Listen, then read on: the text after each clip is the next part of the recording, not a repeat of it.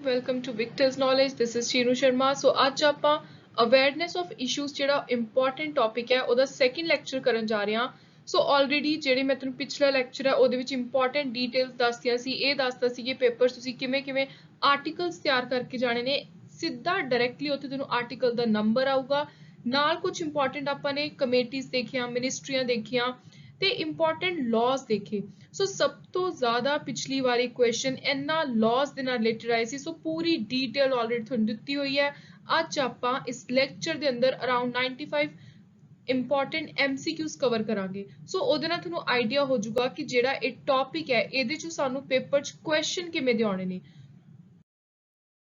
ਸੋ ਇੱਕ ਵਾਰ ਆਪਾਂ ਦੁਬਾਰਾ ਉਰੇ ਲਿਸਟ ਰਿਵਾਈਜ਼ ਕਰ ਲੈਂਦੇ ਆ ਇਹਦੇ ਨਾਲ ਆਪਾਂ ਨੂੰ ਆਈਡੀਆ ਹੋ ਜਾਊਗਾ ਕਿ ਆਪਾਂ ਨੇ ਕਿਸ ਟਾਈਪ ਦੇ ਕਿਹੜੇ ਏਰੀਆ ਨੂੰ ਟੱਚ ਕਰਦੇ ਹੋਏ ਇੰਪੋਰਟੈਂਟ ਲਾਜ਼ ਤਿਆਰ ਕਰਨੇ ਨੇ ਅਵੇਅਰਨੈਸ ਆਫ ਇਸ਼ੂਜ਼ ਟੌਪਿਕ ਦੇ ਅੰਦਰ ਸੋ ਸਭ ਤੋਂ ਪਹਿਲਾਂ ਹੈ ਸਿਵਲ ਰਾਈਟਸ ਪ੍ਰੋਟੈਕਟ ਕਰਨ ਦੇ ਲਈ ਜਿਹੜਾ ਐਕਟ ਲਿਆਂਦਾ ਸੀ ਸਪੈਸ਼ਲੀ ਸ਼ਡਿਊਲ ਕਾਸਟ ਦੇ ਲਈ 1955 ਦਾ ਉਸ ਤੋਂ ਬਾਅਦ ਸਭ ਤੋਂ important SC ST prevention of atrocity act 1989 ਦਾ ਕੋਈ ਵੀ SC ST ਨੂੰ ਕੋਈ ਰਿਮਾਰਕ ਕਰਦਾ ਹੈ ਕਾਸਟ ਨੂੰ ਲੈ ਕੇ ਤਾਂ ਜੋ ਪਰਸਨ ਰਿਮਾਰਕ ਕਰਦਾ ਹੈ ਕਿਸੇ ਨੂੰ ਨੀਚਾ ਦਿਖਾਉਣ ਦੀ ਕੋਸ਼ਿਸ਼ ਕਰਦਾ ਹੈ ਕੋਈ ਅਨਟੱਚੇਬਿਲਿਟੀ ਦਾ ਕੇਸ ਆਉਂਦਾ ਹੈ SC ST ਨੂੰ ਲੈ ਕੇ ਤਾਂ ਉੱਥੇ ਪ੍ਰੋਪਰ ਸਟ੍ਰਿਕਟ ਐਕਸ਼ਨ ਲੈਣਗੀਆਂ ਸਟੇਟ ਅਥਾਰਟੀਜ਼ ਉਸ ਤੋਂ ਬਾਅਦ ਹੈ national commission for backward class 1993 national commission for women act 1990 person with disability ਕੋਈ ਅਪਾਹਜ ਹੈ ਕਿਸੇ ਨੂੰ ਪਰਮਾਨੈਂਟ ਟੈਂਪਰੇਰੀ ਡਿਸੇਬਿਲਿਟੀ ਹੈ ਉਹਨਾਂ ਨੂੰ ਬਾਕੀ ਲੋਕਾਂ ਦੇ ਬਰਾਬਰ ਜਿਹੜੇ ਫਿਜ਼ੀਕਲੀ ਫਿਟ ਨੇ ਕਿਵੇਂ ਹੱਕ ਮਿਲਨੇ ਚਾਹੀਦੇ ਨੇ ਇਕੁਅਲ ਅਪੋਰਚੁਨਿਟੀ ਮਿਲਣੀ ਚਾਹੀਦੀ ਹੈ ਚਾਹੇ ਕੋਈ ਪ੍ਰਮੋਸ਼ਨ ਹੈ ਚਾਹੇ ਕੋਈ ਰਿਜ਼ਰਵੇਸ਼ਨ ਹੈ ਕੋਈ ਏਰੀਆ ਹੈ ਇੰਪਲੋਇਮੈਂਟ ਦਾ ਐਜੂਕੇਸ਼ਨ ਦਾ ਹਰ ਕਿਤੇ ਬਰਾਬਰ ਦੇ ਹੱਕ ਮਿਲਣੇ ਚਾਹੀਦੇ ਨੇ ਪਰਸਨ ਵਿਦ ਡਿਸੇਬਿਲਿਟੀ ਨੂੰ ਸਪੈਸ਼ਲ ਨੀਡ ਵਾਲੇ ਪਰਸਨ ਨੂੰ so equal opportunity protection of right full participation 1995 ਦਾ ਐਕਟ ਹੈ ਉਸ ਤੋਂ ਬਾਅਦ ਸੀਨੀਅਰ ਸਿਟੀਜ਼ਨ ਦੇ ਪੇਰੈਂਟਸ ਦੇ ਧਿਆਨ ਰੱਖਣ ਦੇ ਲਈ ਮੇਨਟੇਨੈਂਸ ਲਈ ਵੈਲਫੇਅਰ ਲਈ ਐਕਟ 2007 ਦਾ ਕਈ ਵਾਰੀ ਕੀ ਹੁੰਦਾ ਬਹੁਤ ਜਗ੍ਹਾ ਤੇ ਦੇਖਿਆ ਕਿ ਬੱਚੇ ਨੇ ਆਪਣੇ ਪੇਰੈਂਟਸ ਨੂੰ ਅਬੈਂਡਨ ਕਰ ਦਿੰਦੇ ਨੇ ਘਰੋਂ ਕੱਢ ਦਿੰਦੇ ਨੇ ਸੋ ਜਿੱਥੇ ਉਹਨਾਂ ਦੀ ਮੇਨਟੇਨੈਂਸ ਵੈਲਫੇਅਰ ਦਾ ਇਸ਼ੂ ਉੱਠਦਾ ਸੀ ਸੋ ਸਰਕਾਰ ਨੇ 2007 ਦੇ ਵਿੱਚ ਇੱਕ ਪ੍ਰੋਪਰ ਲਾਅ ਪਾਸ ਕਰਤਾ ਸੋ ਉਸ ਲਾਅ ਦੇ ਅੰਦਰ ਸਪੈਸ਼ਲੀ ਮੈਂਸ਼ਨਡ ਆ ਕਿ ਕਿਸੇ ਵੀ ਸੀਨੀਅਰ ਸਿਟੀਜ਼ਨ ਦੀ ਪੇਰੈਂਟਸ ਦੀ ਰਿਸਪੌਂਸਿਬਿਲਿਟੀ ਉਹਨਾਂ ਦੇ ਬੱਚਿਆਂ ਦੇ ਕਿਵੇਂ ਹੈ ਕਿਸ ਲਿਮਿਟ ਤੱਕ ਹੈ ਕਿਹੜੀਆਂ ਕੰਡੀਸ਼ਨਸ ਦੇ ਅੰਦਰ ਹੈ ਫਿਰ ਆਉਂਦਾ 1961 ਦਾ ਦਹੇਜ ਪ੍ਰਥਾ ਦੇ ਖਿਲਾਫ act dowry prevention act protection of women from domestic violence act 2005 MTP medical termination of pregnancy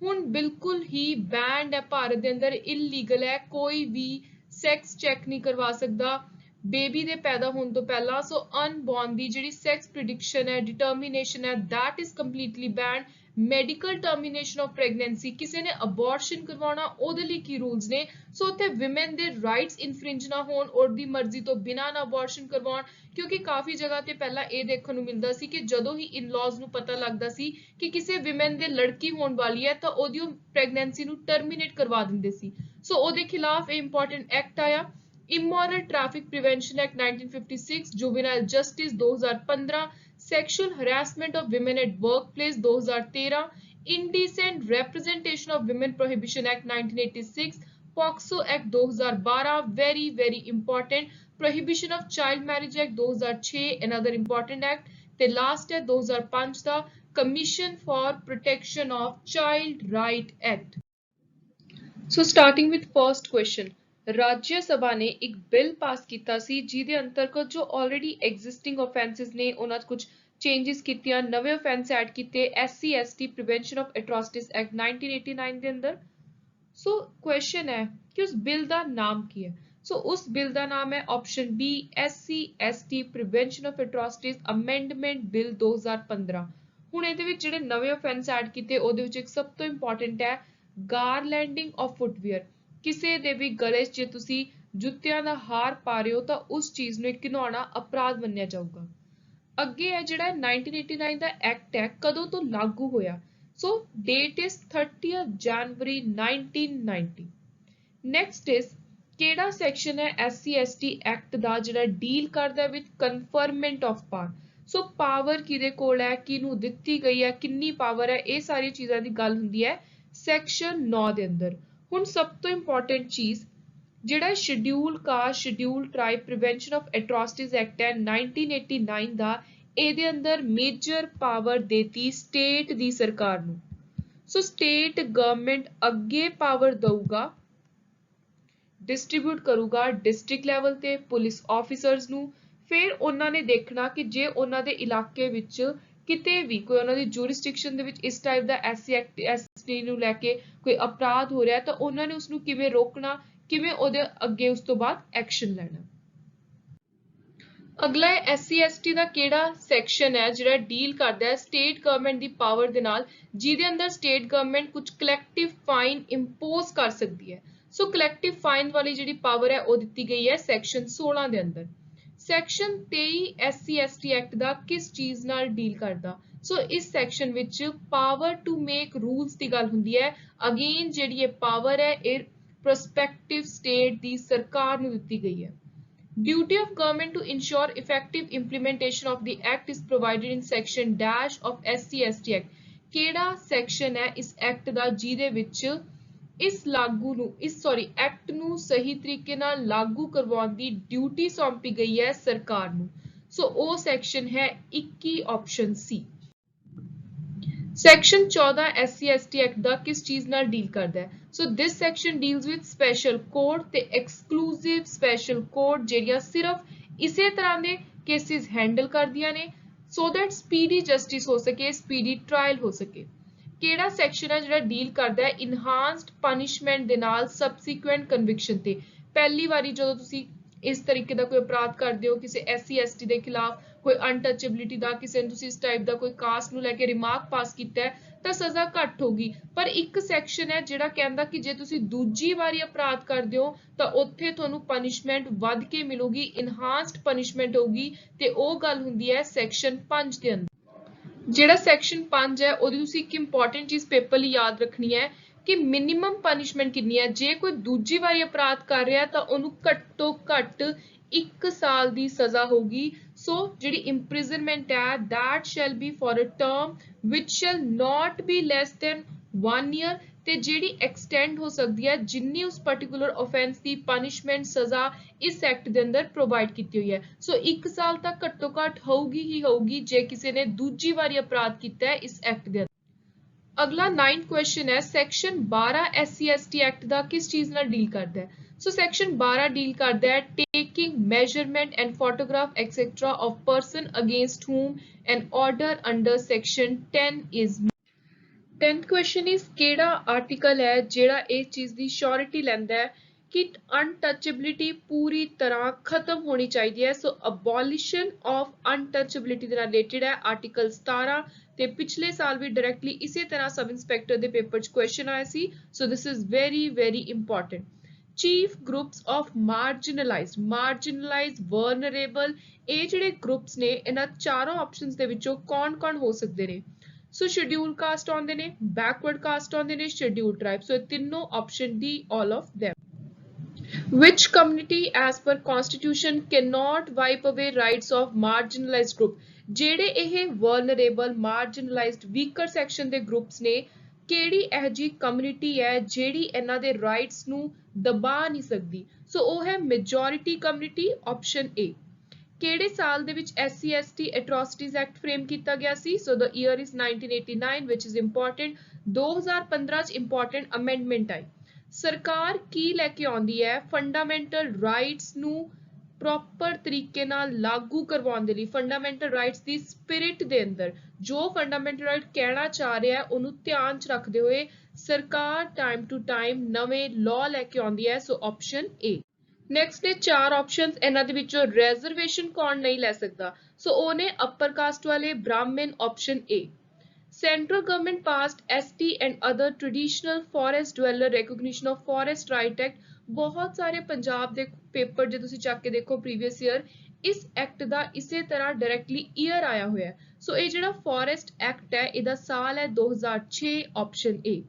next ਹੁਣ ਆਪਾਂ ਇੱਕ match the following type the question solve ਕਰਕੇ ਦੇਖਦੇ ਹਾਂ। ਇਹਦੇ ਵਿੱਚ ਸਭ ਤੋਂ ਜ਼ਰੂਰੀ ਹੈ ਨੰਬਰਸ, ਜੋ ਕਾਲਮ ਬੀ ਦੇ ਅੰਦਰ ਈਅਰ ਹੈ, ਆਰਟੀਕਲ ਹੈ, ਤੁਸੀਂ ਸਿਰਫ ਇਹੀ ਪੇਪਰ ਦੇ ਲਈ ਯਾਦ ਕਰਕੇ ਜਾਣੇ ਨੇ।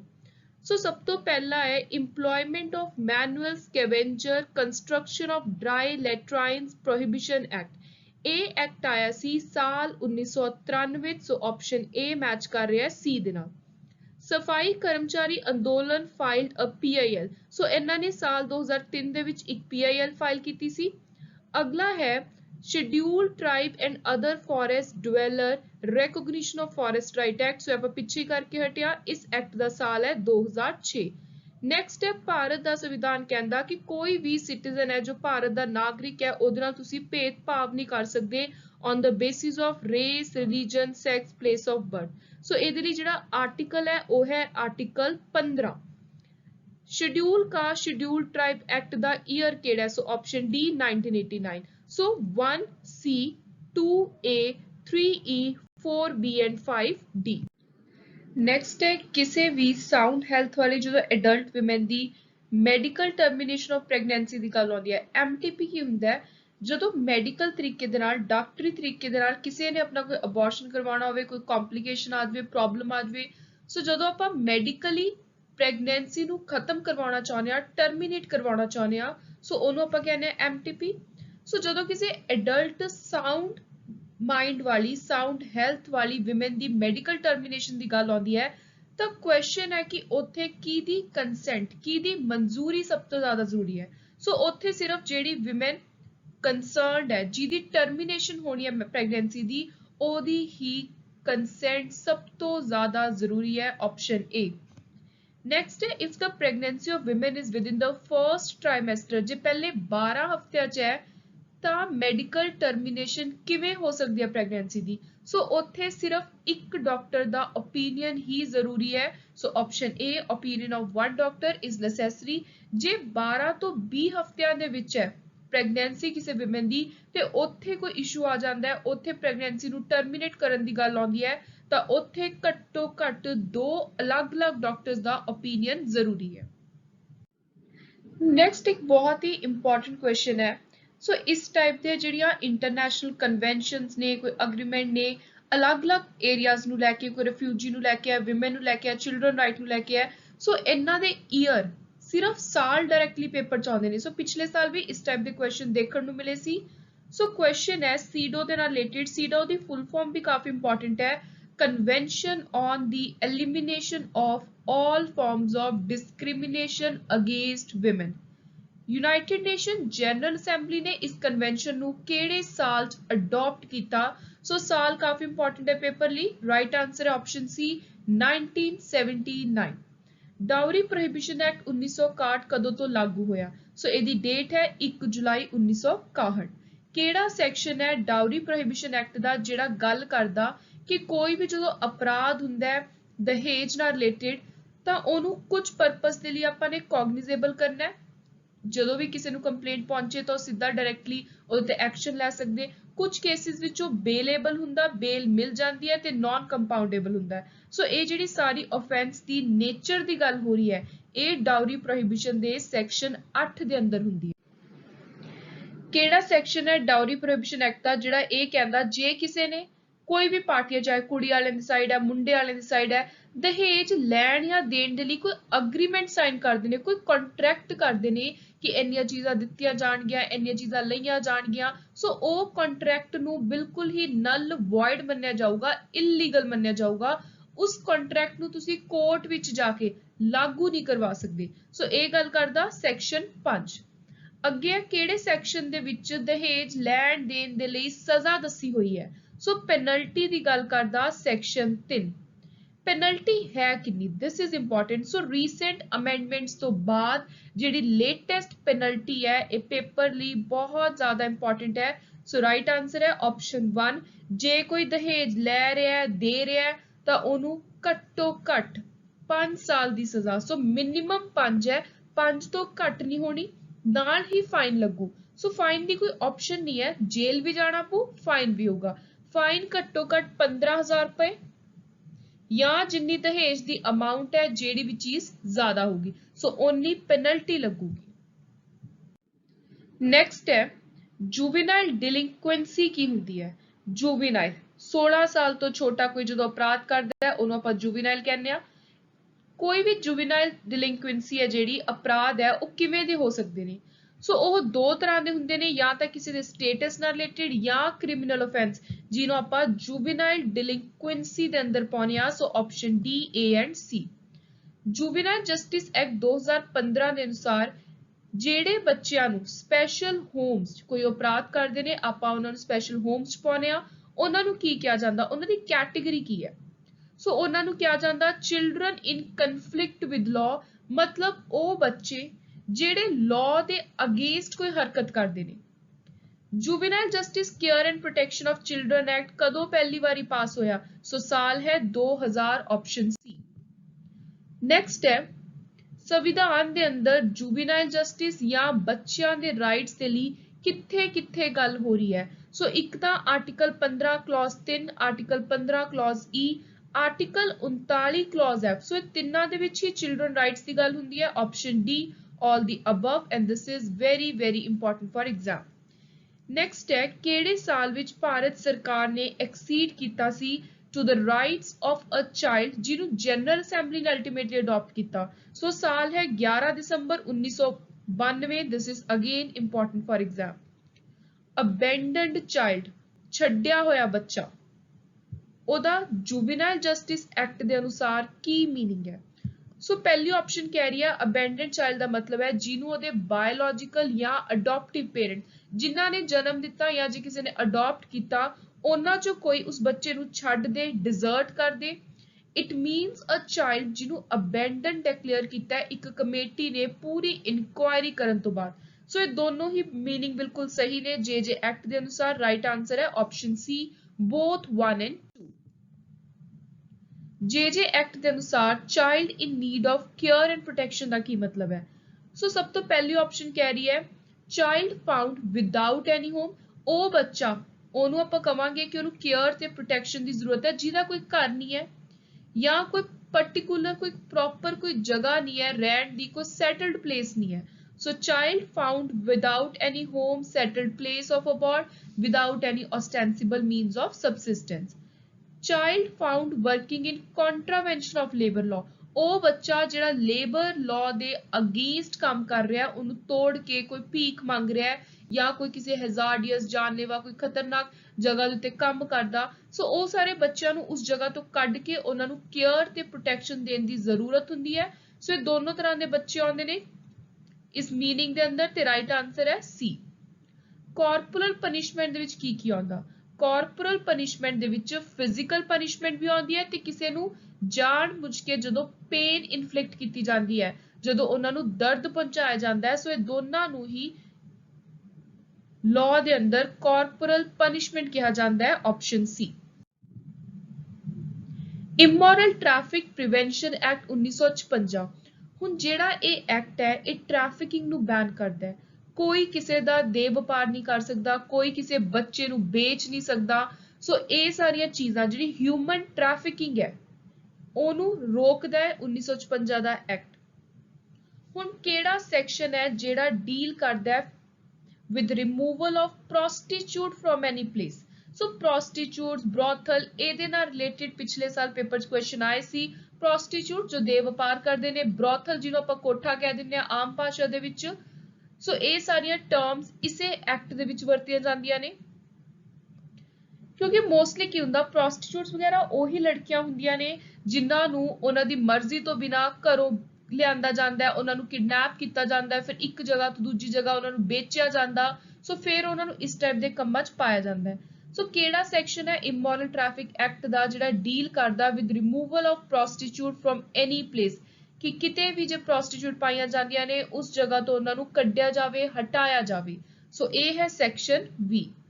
ਕਿਹੜਾ ਸੈਕਸ਼ਨ ਹੈ ਜਿਹੜਾ ਡੀਲ ਕਰਦਾ ਹੈ with the seduction of a person in custody? So this is section 9। Next ਹੈ ਰੈਸਕਿਊ ਆਫ ਪਰਸਨ, ਕਿਸੇ ਨੂੰ ਬਚਾਉਣਾ ਟ੍ਰੈਫਿਕਿੰਗ ਦੇ ਜਾਲ ਚੋਂ ਕੱਢਣਾ ਹੈ ਤਾਂ ਉਹਦੇ ਲਈ ਹੈ ਸੈਕਸ਼ਨ 16। ਸੈਕਸ਼ਨ 25 ਕਿਸ ਚੀਜ਼ ਦੀ ਗੱਲ ਕਰਦਾ? ਸੈਕਸ਼ਨ 25 ਕੁਝ ਇਹੋ ਜਿਹੀਆਂ ਚੀਜ਼ਾਂ ਦੀ ਗੱਲ ਕਰਦਾ ਜਿਹਨੂੰ immoral traffic prevention act repeal ਕਰਦਾ, ਰੱਦ ਕਰਦਾ। ਪ੍ਰੋਟੈਕਟਿਵ ਹੋਮਸ ਕਿਹੜੇ ਸੈਕਸ਼ਨ ਦੇ ਵਿੱਚ ਪ੍ਰੋਵਾਈਡ ਕਰਵਾਏ ਗਏ ਨੇ?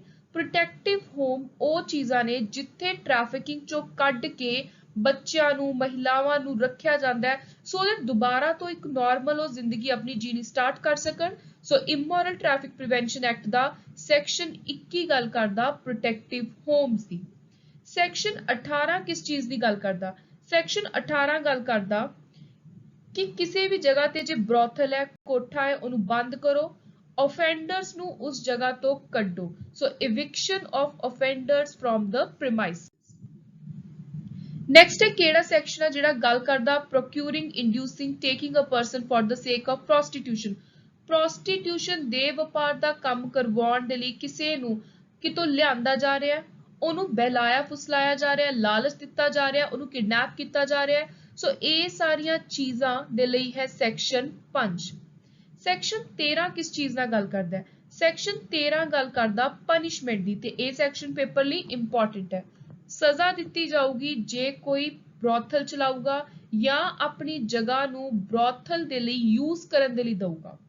ਕਿਹੜਾ ਸੈਕਸ਼ਨ ਹੈ ਜਿਹੜਾ ਡੀਲ ਕਰਦਾ punishment for living on the earnings of prostitution. ਜੇ ਕੋਈ ਘਰ ਦਾ ਮੈਂਬਰ ਕਿਸੇ ਔਰਤ ਦਾ ਹਸਬੈਂਡ ਹੈ, ਕੋਈ ਵੀ ਨੋਨ ਪਰਸਨ ਹੈ ਜਾਂ ਫਿਰ ਕੋਈ ਹੋਰ ਕੋਈ ਇਹੋ ਜਿਹਾ ਅਥਾਰਟੇਟਿਵ ਪਰਸਨ ਹੈ ਜਿਹੜਾ ਇਸ ਟਾਈਪ ਦਾ ਕੰਮ ਕਰਵਾ ਰਿਹਾ ਪ੍ਰੋਸਟੀਟਿਊਸ਼ਨ ਦਾ ਤੇ ਉਹ ਦੇ ਵਪਾਰ ਦੇ ਕੰਮ ਤੋਂ ਆਪ ਆਪਣੀ ਜ਼ਿੰਦਗੀ ਜੀ ਰਿਹਾ ਹੈ, ਉਸ ਅਰਨਿੰਗ ਤੋਂ ਆਪਣੀ ਲਿਵਿੰਗ ਆਪਣੇ ਐਕਸਪੈਂਸਸ ਪੂਰੇ ਕਰ ਰਿਹਾ ਹੈ ਤਾਂ ਉਹਦੇ ਲਈ ਸੈਕਸ਼ਨ ਹੈ 4 ਜਿਹੜਾ ਪਨਿਸ਼ਮੈਂਟ ਦੀ ਗੱਲ ਕਰਦਾ।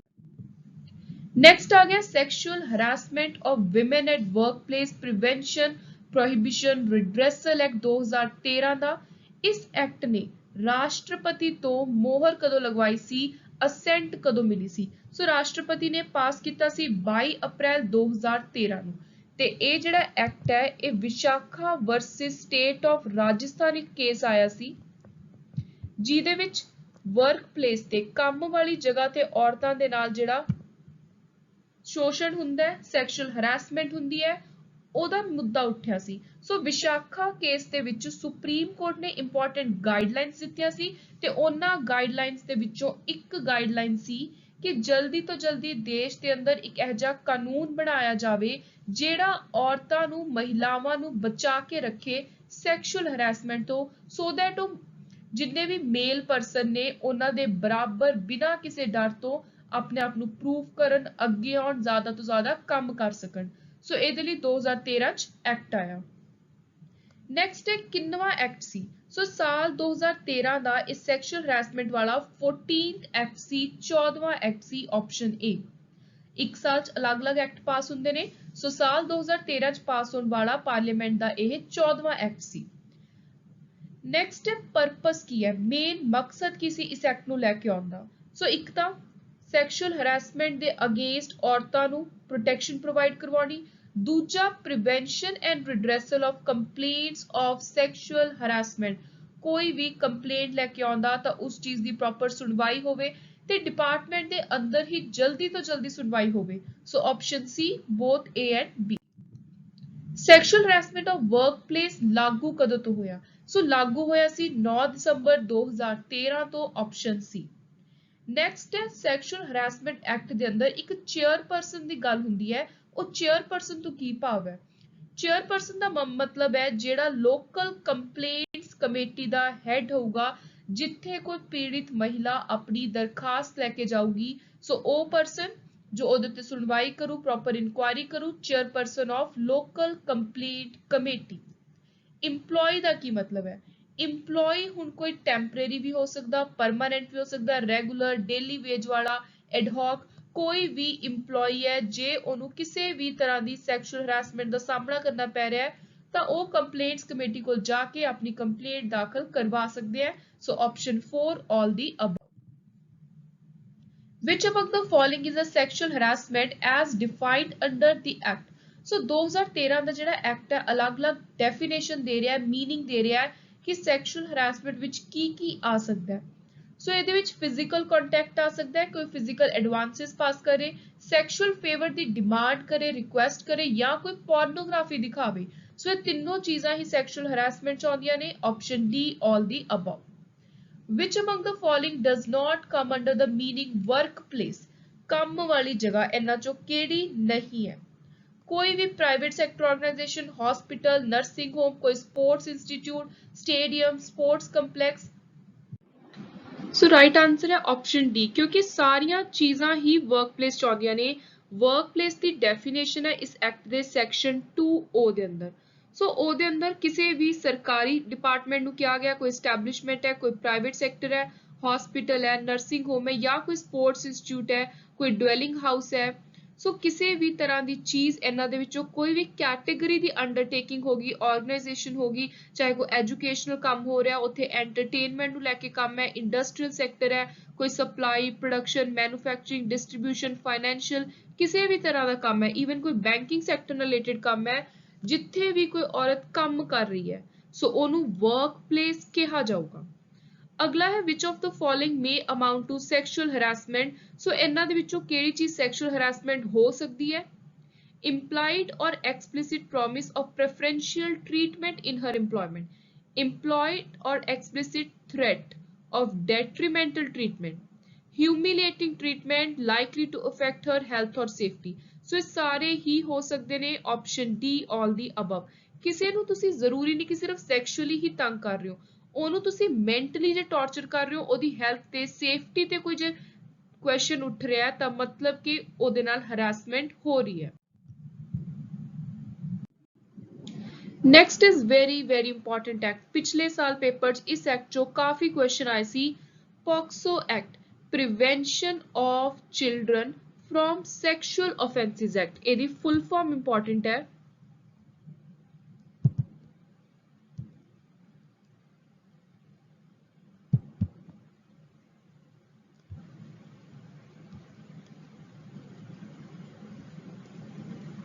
सो जिहड़ा 2012 ਦਾ ਐਕਟ ਹੈ ਪੌਕਸੋ ਐਕਟ ਜਿਹਨੂੰ ਆਪਾਂ ਕਹਿੰਦੇ ਆ ਸ਼ਾਰਟ ਦੇ ਵਿੱਚ, ਕਦੋਂ ਤੋਂ ਲਾਗੂ ਹੋਇਆ? ਸੋ ਇਹ ਚਿਲਡਰਨ ਡੇ ਕਿਸ ਦਿਨ ਹੁੰਦਾ? 14 ਨਵੰਬਰ ਨੂੰ। ਸਾਲ 2012 14 ਨਵੰਬਰ ਤੋਂ ਇਹਨੂੰ ਇਫੈਕਟ 'ਚ ਲਿਆਂਦਾ ਗਿਆ। ਨੈਕਸਟ ਹੈ ਕਿਹੜਾ ਸੈਕਸ਼ਨ ਹੈ ਜਿਹੜਾ ਪੈਨੀਟ੍ਰੇਟਿਵ ਸੈਕਸ਼ੂਅਲ ਅਸੌਲਟ ਦੀ ਪਨਿਸ਼ਮੈਂਟ ਦੱਸਦਾ ਹੈ? So that is section 4।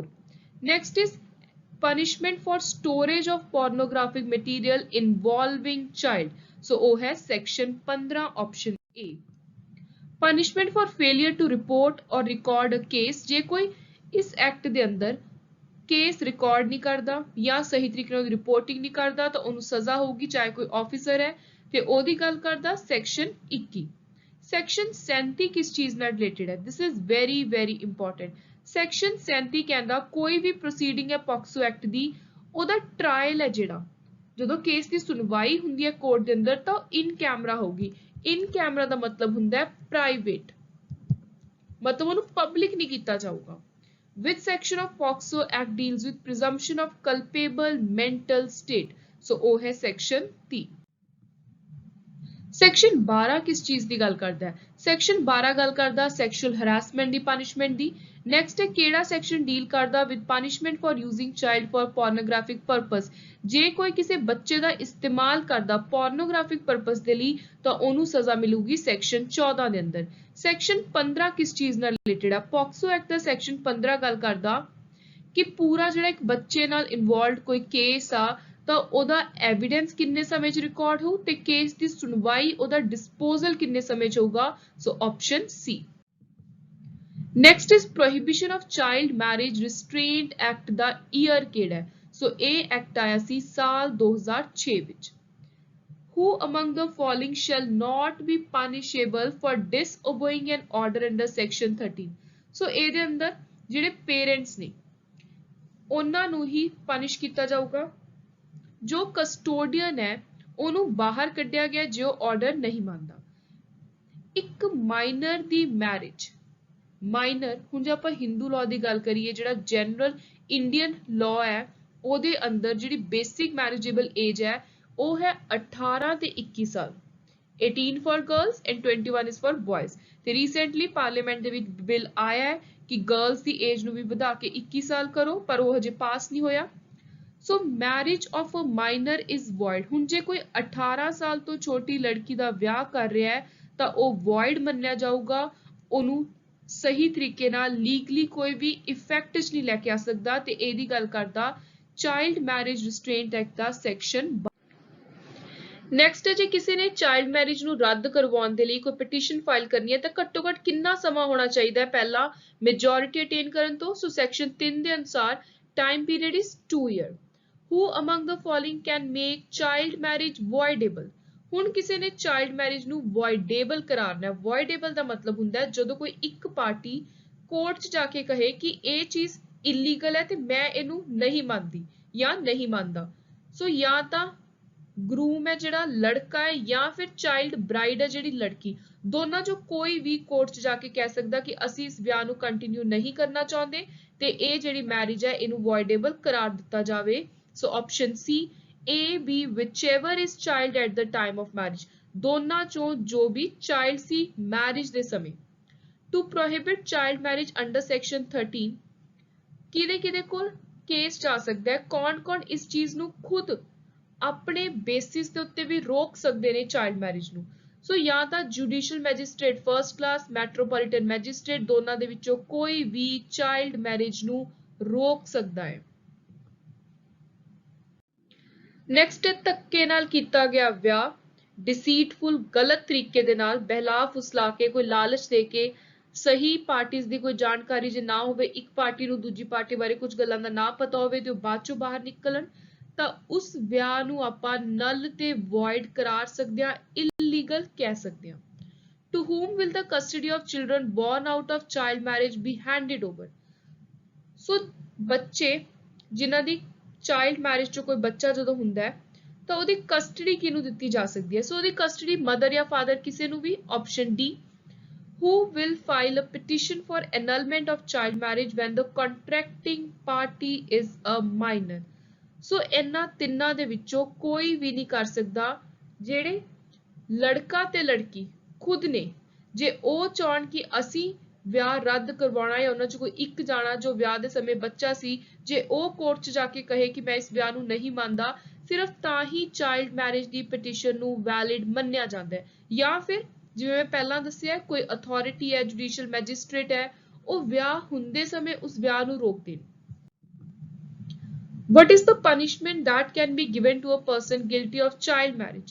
So child marriage ਜੇ ਕਿਸੇ ਦੀ ਕੀਤੀ ਗਈ ਹੈ ਤਾਂ ਉੱਥੇ ਜਿਹੜਾ ਮੇਜਰ ਪਰਸਨ ਹੈ ਉਹਨੂੰ 2 ਸਾਲ ਤੱਕ ਦੀ ਸਜ਼ਾ ਹੋ ਸਕਦੀ ਹੈ। An offence committed under this act ਦਾ ਉਰੇ ਰੈਫਰੈਂਸ ਹੈ 2006 ਵਾਲਾ ਚਾਈਲਡ ਮੈਰਿਜ ਰਿਸਟ੍ਰੇਂਟ ਐਕਟ। ਸੋ ਇਹਦੇ ਅੰਦਰ ਜੋ ਅਪਰਾਧ ਹੈ ਉਹ ਕੋਗਨੀਜ਼ੇਬਲ ਹੈ। ਜਦੋਂ ਹੀ ਪੁਲਿਸ ਕੋਲ, ਅਥਾਰਟੀ ਕੋਲ, ਮੈਜਿਸਟ੍ਰੇਟ ਕੋਲ ਉਹਦੀ ਇਨਫੋਰਮੇਸ਼ਨ ਗਈ ਤਾਂ ਉਹ ਸਿੱਧਾ ਡਾਇਰੈਕਟਲੀ ਬਿਨਾਂ ਕਿਸੇ ਪਾਰਟੀ ਦੀ ਕੰਪਲੇਂਟ ਤੋਂ, ਰਿਟਨ ਕੰਪਲੇਂਟ ਤੋਂ ਕੋਗਨੀਜ਼ੈਂਸ ਲੈ ਕੇ ਆਪ ਉਸ ਚੀਜ਼ ਨੂੰ ਰੋਕ ਸਕਦੇ ਨੇ, ਕਿਸੇ ਨੂੰ ਅਪਰਾਧੀ ਘੋਸ਼ਿਤ ਕਰ ਸਕਦੇ ਨੇ ਤੇ ਇਹ ਨਾਨ ਬੇਲੇਬਲ ਹੈ, ਬੇਲ ਉਰੇ ਨਹੀਂ ਮਿਲੂਗੀ। Who can file a petition in district court to declare the child marriage as null and void? So contracting party ਜੋ ਵੀ ਦੋਨੋਂ ਸਾਈਡਸ ਦੀਆਂ ਪਾਰਟੀਆਂ ਨੇ ਤੇ ਉਹਨਾਂ ਦੇ ਵਿੱਚੋਂ ਜੋ ਬੱਚਾ ਸੀ ਵਿਆਹ ਦੇ ਸਮੇਂ, ਉਹੀ ਡਿਸਟ੍ਰਿਕਟ ਕੋਰਟ ਦੇ ਵਿੱਚ ਪਟੀਸ਼ਨ ਫਾਈਲ ਕਰ ਸਕਦੇ ਹੈ ਚਾਈਲਡ ਮੈਰਿਜ ਨੂੰ ਰੱਦ ਕਰਵਾਉਣ ਦੇ ਲਈ। ਇੰਡੀਅਨ ਲਾਅ ਦੇ ਅਨੁਸਾਰ ਮਿਨੀਮਮ ਏਜ ਕਿੰਨੀ ਹੈ ਫੈਕਟਰੀ 'ਚ ਇੰਪਲੋਇਮੈਂਟ ਦੇ ਲਈ? ਸੋ ਮਿਨੀਮਮ ਏਜ ਹੈ 14 ਸਾਲ, option C. In order to describe the age group of a person, several phases like minor, major, child, adolescent are used. A person of age 15 years, 15 ਸਾਲ ਦੇ person ਨੂੰ ਆਪਾਂ normally ਕਹਿੰਦੇ ਆ ਚਾਈਲਡ ਜਾਂ ਫਿਰ adolescent। Immoral traffic prevention ਦੇ ਅਨੁਸਾਰ ਕਿਹੜੀ ਚੀਜ਼ ਇਹਨਾਂ ਚੋਂ ਪਨਿਸ਼ੇਬਲ ਨਹੀਂ ਹੈ? ਸੋ ਉਹ ਹੈ ਆਪਸ਼ਨ ਡੀ, ਜਦੋਂ ਪ੍ਰਾਈਵੇਟ ਪਲੇਸ ਦੇ ਵਿੱਚ ਪ੍ਰੋਸਟੀਟਿਊਸ਼ਨ ਹੋਵੇ ਤੇ ਉਹ ਪਬਲਿਕ ਪਲੇਸ ਤੋਂ ਕਾਫੀ ਜ਼ਿਆਦਾ ਦੂਰ ਹੋਵੇ। ਸੋ ਇਹ ਇੰਪੋਰਟੈਂਟ ਕੁਐਸਚਨ ਤੁਸੀਂ ਧਿਆਨ 'ਚ ਰੱਖਣਾ ਹੈ। According to immoral traffic prevention act, ਜਦੋਂ ਪਹਿਲੀ ਵਾਰੀ ਅਪਰਾਧ ਕੀਤਾ ਗਿਆ ਹੈ, ਕਿਸੇ ਨੇ ਆਪਣੇ ਜਗ੍ਹਾ ਨੂੰ ਕੋਈ ਦੇ ਵਪਾਰ ਦੇ ਲਈ, ਪ੍ਰੋਸਟੀਟਿਊਸ਼ਨ ਦੇ ਲਈ ਯੂਜ਼ ਕਰਨ ਲਈ ਅਲਾਉ ਕੀਤਾ ਹੈ, ਆਪਣੀ ਜਗ੍ਹਾ ਦਿੱਤੀ ਹੈ, ਸੋ ਉਹਨੂੰ ਪਹਿਲੀ ਵਾਰੀ ਅਪਰਾਧ ਕਰਨ ਤੇ 2 ਸਾਲ ਤੱਕ ਦੀ ਸਜ਼ਾ ਹੋਊਗੀ ਤੇ ਨਾਲ ਲੱਗੂਗਾ ਫਾਈਨ। ਨੈਕਸਟ ਹੈ ਪਹਿਲੀ ਵਾਰੀ ਜੇ ਕੋਈ ਕਿਸੇ ਨੂੰ ਲੈ ਕੇ ਆ ਰਿਹਾ ਹੈ, ਕੋਈ ਇੰਡਿਊਸ ਕਰ ਰਿਹਾ ਹੈ ਕਿਡਨੈਪ ਕਰਕੇ ਪ੍ਰੋਸਟੀਟਿਊਸ਼ਨ ਦੇ ਲਈ, ਤਾਂ ਉੱਥੇ ਸਜ਼ਾ ਕਿੰਨੀ ਹੋ? ਸੋ ਉੱਥੇ ਸਜ਼ਾ ਹੋਊਗੀ 3 ਤੋਂ 7 ਸਾਲ ਤੱਕ ਦੀ। ਸੋ ਮਿਨੀਮਮ ਘੱਟੋ ਘੱਟ ਹੈ 3 ਸਾਲ, ਰੀਗਰਸ ਇੰਪ੍ਰਿਜ਼ਨਮੈਂਟ ਹੋਊਗੀ ਤੇ ਨਾਲ ਹੀ ਹੋਊਗਾ ਫਾਈਨ। ਸੋ ਉੱਪਰਲੇ ਕੁਐਸਚਨ ਵਿੱਚ ਸੀ ਜਦੋਂ ਕੋਈ ਕਿਸੇ ਐਡਲਟ ਪਰਸਨ ਨੂੰ ਲੈ ਕੇ ਆ ਰਿਹਾ 18 ਤੋਂ ਉੱਪਰ, ਹੁਣ ਨੀਚੇ ਉਰੇ ਗੱਲ ਹੋ ਰਹੀ ਹੈ ਜਦੋਂ ਕੋਈ ਕਿਸੇ ਬੱਚੇ ਤੋਂ ਦੇਹ ਵਪਾਰ ਕਰਵਾਵੇ ਤਾਂ ਉੱਥੇ ਉਹਨੂੰ ਲੱਗੂਗੀ 7 ਸਾਲ ਤੱਕ ਦੀ ਜਾਂ ਫਿਰ ਲਾਈਫ ਇੰਪ੍ਰਿਜ਼ਨਮੈਂਟ ਤੇ ਫਾਈਨ। ਸੋ ਉੱਪਰ ਸੀ ਘੱਟੋ ਘੱਟ ਮਿਨੀਮਮ 3 ਸਾਲ ਦੀ ਸਜ਼ਾ। ਹੁਣ ਜੇ ਕੋਈ ਬੱਚੇ ਤੋਂ ਪ੍ਰੋਸਟੀਟਿਊਸ਼ਨ ਦਾ ਕੰਮ ਕਰਵਾ ਰਿਹਾ ਤਾਂ ਉੱਥੇ ਹੈ ਘੱਟੋ ਘੱਟ 7 ਤੇ ਜ਼ਿਆਦਾ ਤੋਂ ਜ਼ਿਆਦਾ ਉਮਰ ਕੈਦ ਵੀ ਹੋ ਸਕਦੀ। ਨੈਕਸਟ ਹੈ ਇੰਡੀਸੈਂਟ ਰਿਪਰੈਜ਼ੈਂਟੇਸ਼ਨ ਆਫ ਵਿਮਨ ਪ੍ਰੋਹਿਬਿਸ਼ਨ ਐਕਟ ਕਿਹੜੇ ਸਾਲ ਚ ਇਨੈਕਟ ਕੀਤਾ ਗਿਆ? ਸੋ ਸਾਲ ਹੈ 1986, option A. Which of the following convention speaks about right and provision relating to migrant worker? Migrant worker ਦੇ ਲਈ ਇਹ ਤਿੰਨੋਂ ਹੀ important convention ਨੇ ਜਿਹੜੀਆਂ ਕੰਮ ਕਰ ਰਹੀਆਂ ਨੇ। option D all the above। ਪਹਿਲੀ ਹੈ International Convention on Protection of Rights of All Migrant Worker and Members of Their Family। ਦੂਜੀ ਹੈ ILO the International Labour Organization the Migration for Employment Convention 1949। ਤੀਜੀ ਹੈ 1975 ਦੀ migrant worker supplementary provision convention. So right answer ਹੈ option D. on which of the grounds aspect discrimination is based on? ਸੋ ਕਿਸੇ ਨਾਲ ਭੇਦਭਾਵ ਇਹ ਸਾਰੇ ਹੀ ਮੇਨ ਗਰਾਊਂਡਸ ਨੇ ਜਿਨ੍ਹਾਂ ਉੱਤੇ ਕੀਤਾ ਜਾ ਸਕਦਾ ਹੈ। So option A gender, disability, social, cultural, customary type et cetera.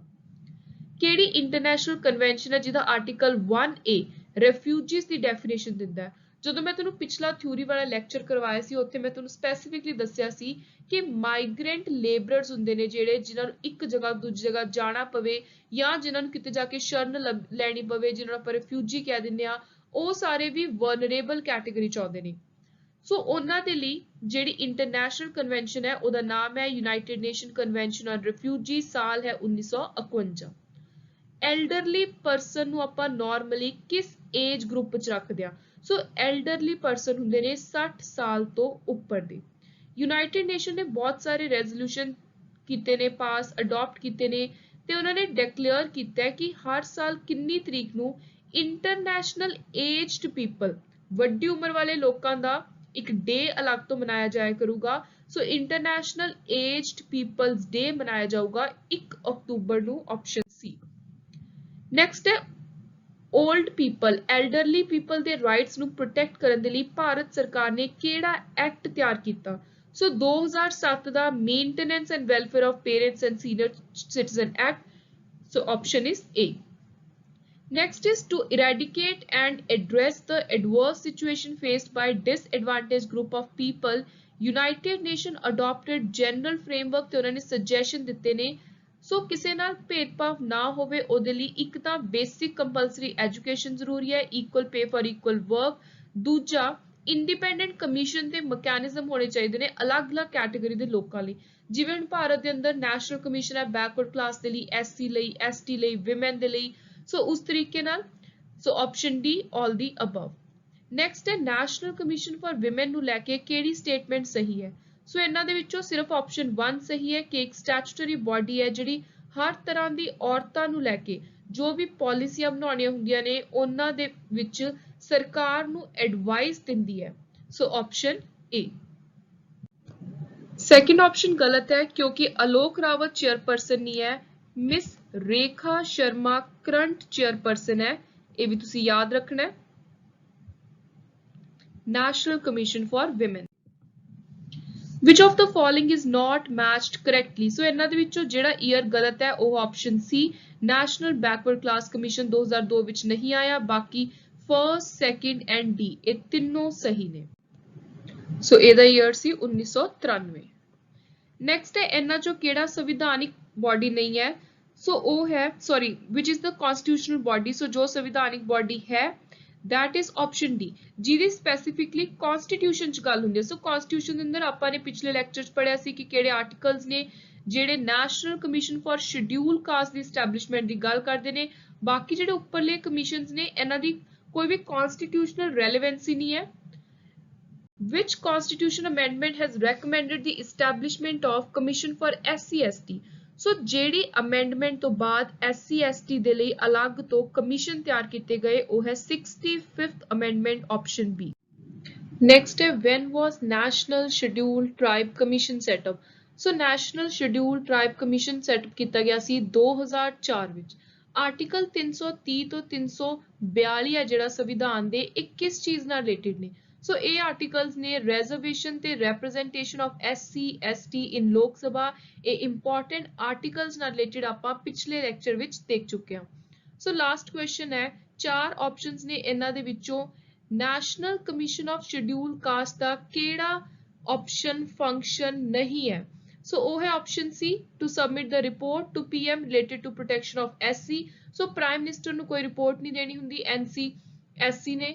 So that's all for today. Thank you and good luck.